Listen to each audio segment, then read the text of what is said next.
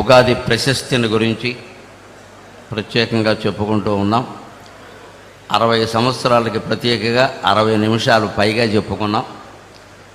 గౌరవనీయులు ముఖ్యమంత్రి నారా చంద్రబాబు నాయుడు గారి సమక్షంలో ఆశావాదాన్ని వారి సిద్ధాంతించే విధంగా ఒక పద్యం చెప్పి నేను 2 నిమిషాల్లో సెలవు తీసుకుంటాను.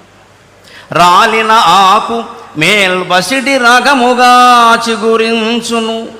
మన భారతీయ సంప్రదాయంలో ఉండే విశేషం ఏమిటంటే, వెళ్ళిపోయింది ప్రతిదీ మళ్ళీ వస్తుంది, నువ్వు కంగారు పడద్దు.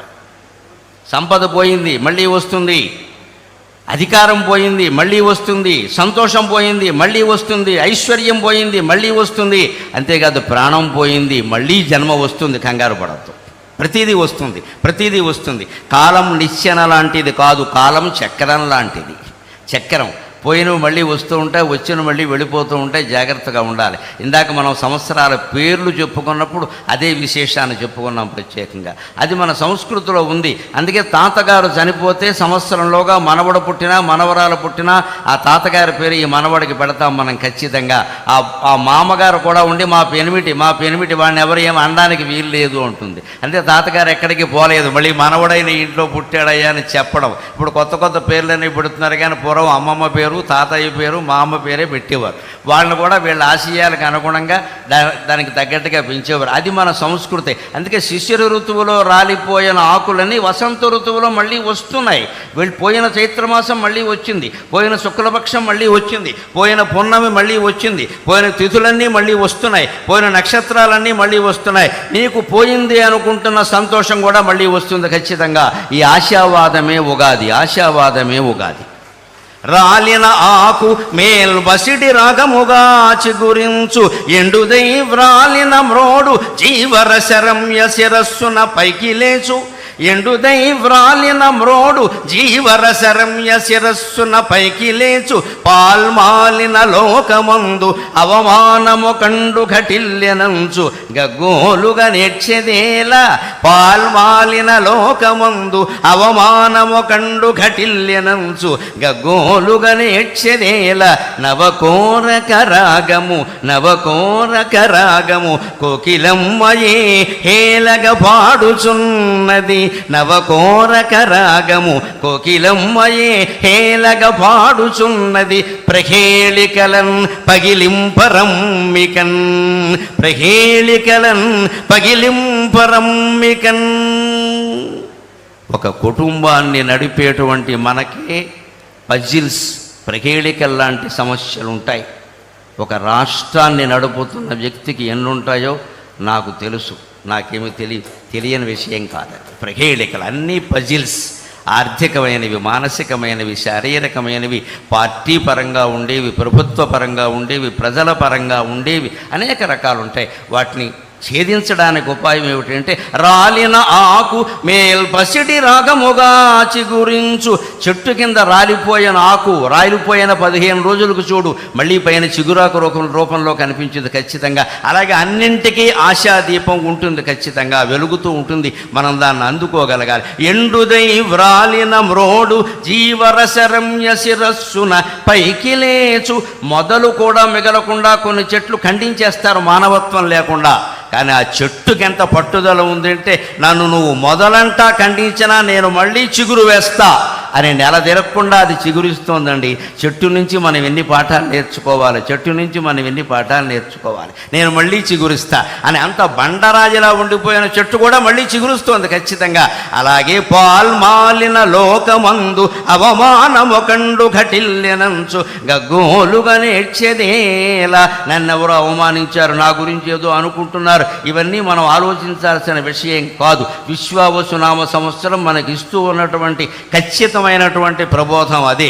ఏది నువ్వు ఆలోచించుకో, నువ్వెవరో నీకు తెలుసు. నువ్వెవరో నీకు తెలిసినప్పుడు నిన్ను గురించి ఎవడో అనుకోవడాన్ని గురించి నువ్వు ఆలోచించాల్సిన అవసరమే లేదు. మనం ఉచ్చైశ్రవంలా బతుకుతూ ఉన్నప్పుడు ఎవడో మనం మీరు గుర్రం కాదండి గాడిద అంటే వాడి కోసం మనం ఇప్పుడు గుర్రమో గాడిదో నిరూపించుకోవాల్సిన అవసరమే లేదు.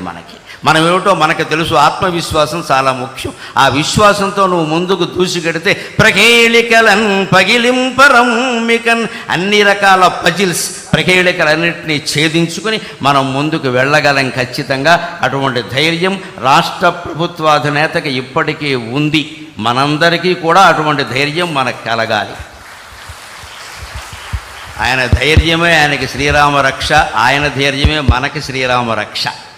అందుకని వచ్చే సంవత్సరం విశ్వావసునామ సంవత్సరం ఆంధ్రప్రదేశ్ ప్రభుత్వానికి బాగా అవసరం. కాబట్టి నిజంగానే విశ్వావసు అంటే అన్ని రకాల బంగారము లోహాలు అన్నీ ఆంధ్రప్రదేశ్లోనే లభ్యమై భగవంతుడి దేవల్ల అన్ని రుణాలు తీరిపోయి వారు ఆశించినట్టే స్వర్ణాంధ్రప్రదేశ్గా రూపొందుతుంది అని స్వర్ణ భారత్ ట్రస్ట్ సాక్షిగా మనం భగవంతుని ప్రార్థన చేద్దాం.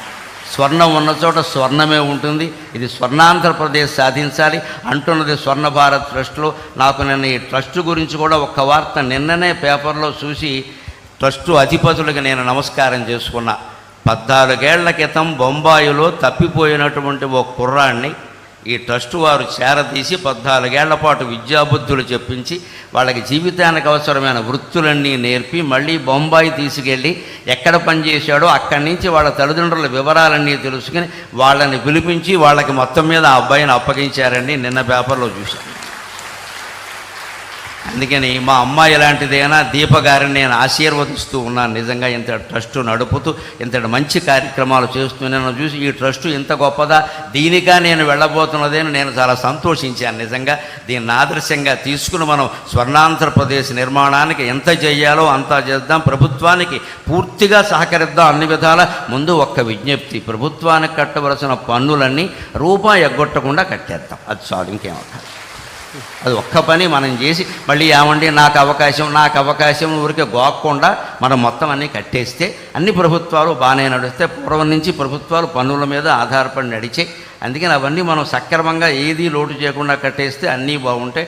అటువంటి చిత్తశుద్ధి నిజాయితీతో జీవించడానికి, సత్యానికి ధర్మానికి కట్టుబడి ఉండడానికి నా ఈ ప్రవచనం ఏమాత్రం ఉపయోగపడినా నేను ధన్యుణ్ణి. నాకు ఈ 4 మాటలు నేర్పిన మా అమ్మ ధన్యురాలు. స్వస్తి. చాలా రాలిన ఆకు మేల్బసిడి రాగముగా చిగురించు ఎండుదై వ్రాలిన మ్రోడు జీవరశరమ్య శిరస్సున పైకి లేచు. ఎండుదై వ్రాలిన మ్రోడు జీవరశరమ్య శిరస్సున పైకి లేచు. పాల్మాలిన లోకమందు అవమానము కండు ఘటిల్యనంచు గగ్గోలుగా నేర్చెదేలా. పాల్మాలిన లోకమందు అవమానము కండు ఘటిల్యనంచు గగ్గోలుగా నేర్చెదేలా. నవకోరక రాగము కోకిలమ్మయే హేలగ పాడుచున్నది. నవకోరక రాగము కోకిలమ్మయే హేలగ పాడుచున్నది. ప్రహేళికలన్ పగిలింపరమ్మికన్